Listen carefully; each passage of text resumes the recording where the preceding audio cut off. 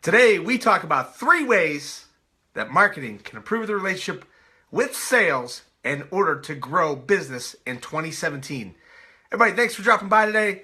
This is Dennis Schiraldi. I am the founder of DOYO Live, and this is the DOYO Live Marketing Show. Thanks everybody for dropping by wherever you are at in your day. This is live, and the reason we do a live show is because it's called DOYO Live, and we like to live by our branding principles. So, in any case, whatever you're up to, again, thank you for dropping by on this cold, blustery Friday.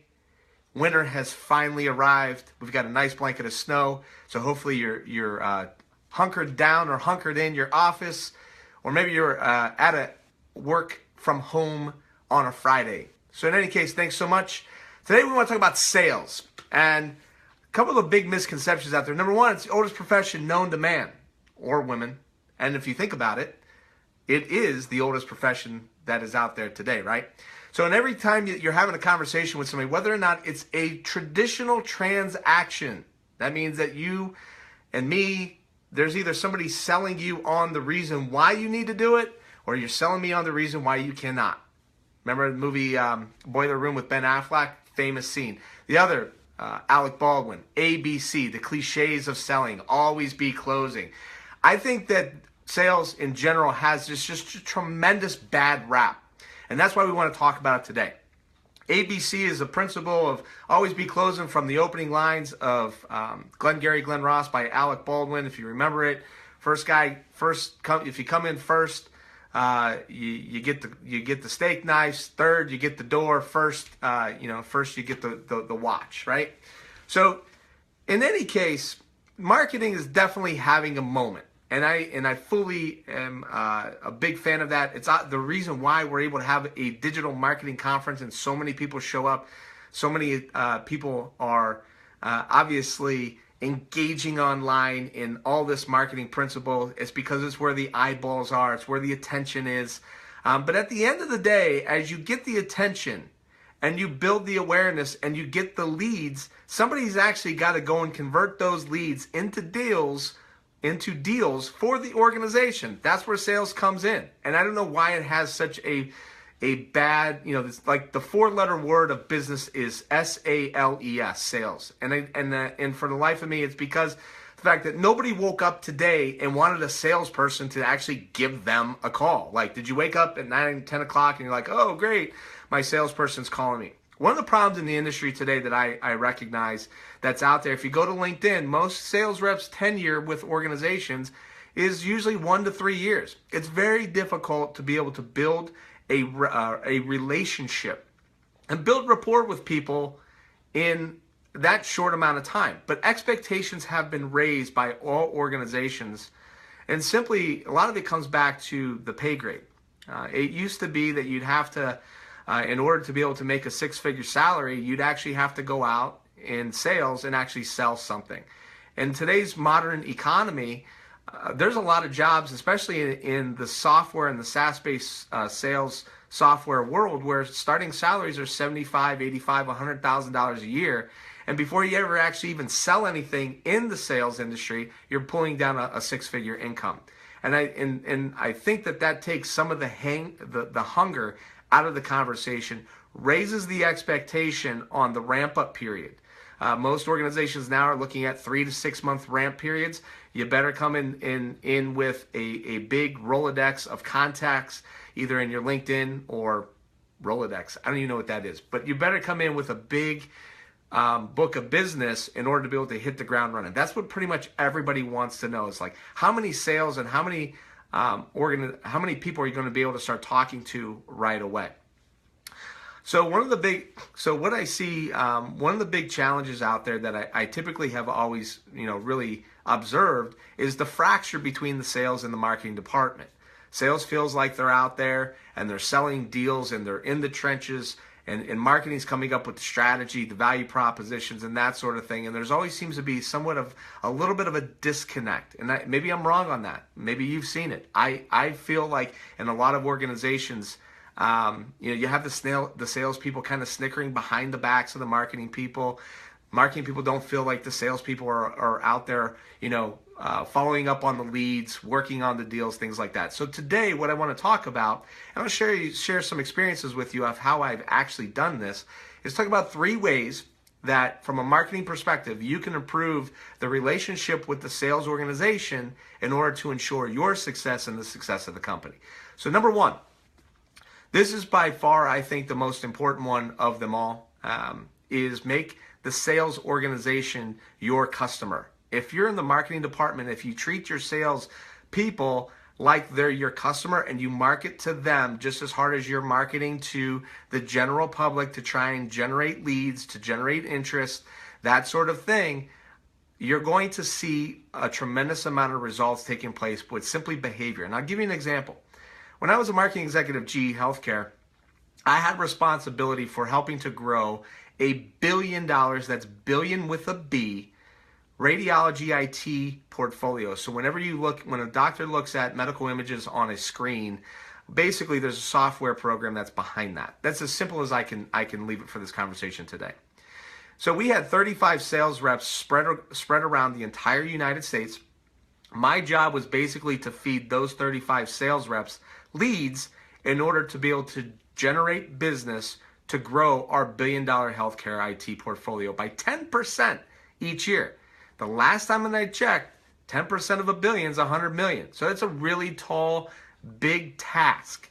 Now, one of the things that I recognized is that we had 3 disparate CRM systems because the business was built off of acquisitions. So the challenging thing that was behind that is that in order to get the salespeople interested and engaged, I noticed right away there was this here's the marketing department, here's the salespeople.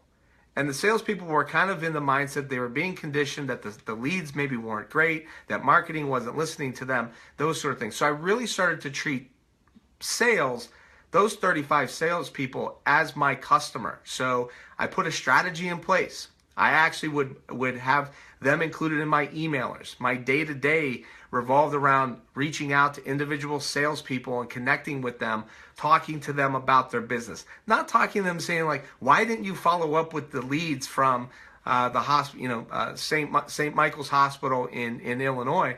It was more along the lines of, what can I do to help you to sell more stuff?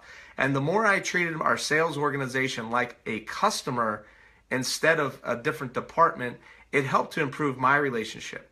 The other example that I can give you, a webinar was a huge strategy that I deployed at GE Healthcare in order to be able to generate leads. And we actually averaged about 1 per month, which is pretty aggressive.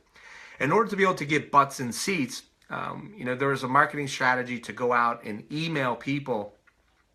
There was a marketing strategy to basically email our customers and also prospects to attend those webinars. But I would also go to our sales organization on Mondays and Fridays, and I'd send them an email and saying, I really need your help in order to be able to get your people interested and engaged in this webinar. Please invite your prospects. Go on site, watch the webinar with, have a watch party. And then I would follow up on Fridays to let them know where we stood with our registration. So there was always accountability in the expectation.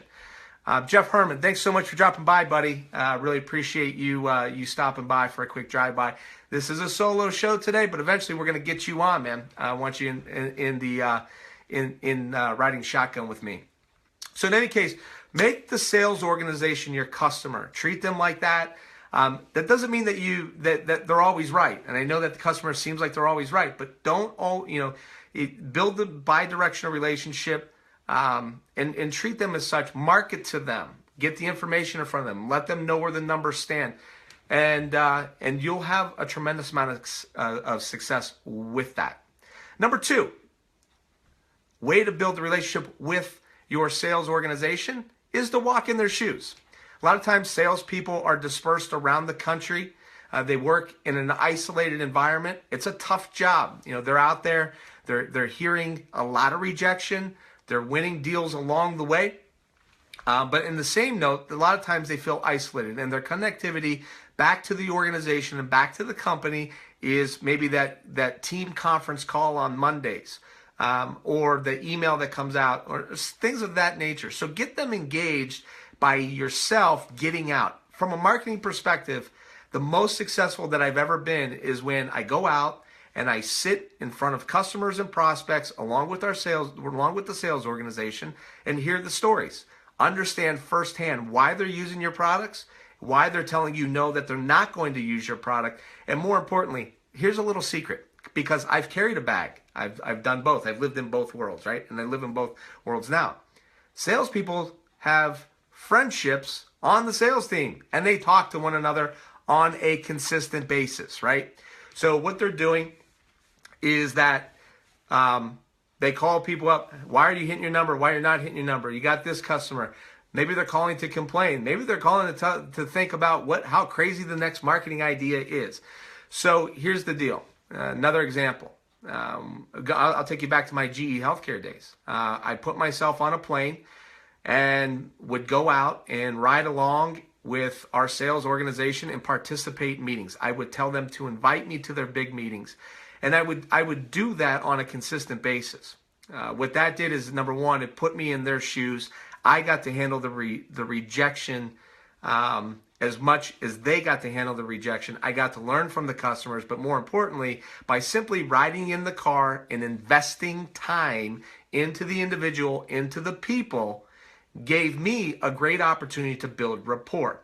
And immediately that individual reaches out to other salespeople and says, you know what, this person has our back. They have our best interest in mind. And when it comes to selling that next webinar or that next idea that you need to get the buy-in, or better yet, you generate leads. You could generate one lead, you could generate 5, you could generate 1,000. But if your sales organization does not follow up and engage those individuals in a timely fashion, those leads are going to mean absolutely nothing. I have done webinars where I've generated 200 leads for an organization, or I've gone to countless trade shows and I talk to people all the time. You got 50 leads. What did you do with them? Well, they kind of just sat around. Well, that's a big waste of money. And in order to be able to get your sales team to follow up and create the behavior, again, customer, and then build the rapport, build the respect, and you'll likely to see a better investment back to you. As you walk in their shoes, I think every organization out there should hold not just marketing accountable for lead count or other key performance indicators. I think that all organizations should hold the marketing people at least responsible for selling one deal per year. I mean, literally going out and selling a deal. That means facilitating the conversation, the follow-up, the meeting, the negotiation, getting the contract, handing it over, and getting a signature. Again, we're all selling our ideas. There's no doubt about it. And whether you're a challenger sale, a solution sell, maybe you're customer-centric selling, you go back to the Dale Carnegie days and those sorts of things, all those principles, you're a sales ninja, right?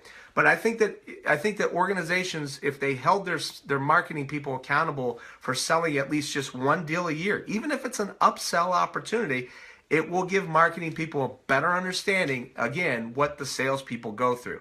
It will help to bridge that gap, and again, it will help to fill the void in the fracture in the organizations. My third, very simple tip. The next time that you're out with your sales group in a meeting, buy them drinks at the bar. That's not to like stereotype salespeople that like, raging drunks that like to go to a bar and pound booze. But at the end of the day, whether it's drinks or lunch or breakfast, and don't go out and have like, at your next team meeting, a marketing meeting, and let the salespeople go off on their own. Bring your marketing people, buy them dinner. Again, it comes back to point number 1, building rapport and ultimately treating sales as your customer. So take them out and build a rapport. Buy them lunch, buy them dinner. You're probably going to throw it on your company card anyway. Buy them drinks at the bar and hang out with them. Become a part of their tribe. Integrate yourself. Again, it comes back to building the rapport, having a good time both in the office, putting your head down, working hard, getting out, walking in their shoes. And then when it comes time to entertain, take advantage of the opportunity to, again, build that rapport in their natural setting. Whether, again, breaking bread over drinks, whatever it is. And if you do that, you'll have a great opportunity to close the sales and marketing gap with your organization. I appreciate everybody dropping by today. This episode of the DOYO Live Show is brought to you by our benefactor sponsors. That would be Valley Digital Services.